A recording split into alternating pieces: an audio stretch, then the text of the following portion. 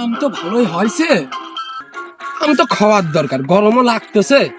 দেই দুই সাইডে পাই রে, মাখামাখি খাই। কেউ আছে না? কেউ নাই রে, শুধু রুটি আমি খাবো জানি। ওই বাবা, দাও এই দোকান, এই শালা আমালাই এই দাওটা ফিরেছে, আমার হাত লোকটা কেটে গেল। এটা আমি দেখে নেবো।